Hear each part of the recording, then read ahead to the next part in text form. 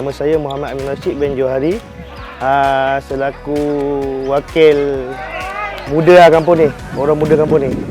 Okey, sebelum ni kita bola tampar, kita akan menumpang main futsal ni di kampung sebelah lah, kampung yang berdekatan dengan kami lah, dengan bola tampar semua.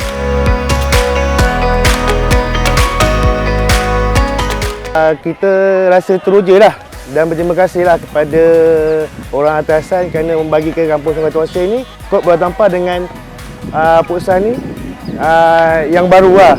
Pemuda kampung Sungai Tuan Seng mengucapkan terima kasih kepada Menteri Pertahanan Malaysia kita yang berhormat Datuk Mohamed Khalid bin Nordin kerana menyumbangkan dana kepada kampung Sungai Tuan Seng.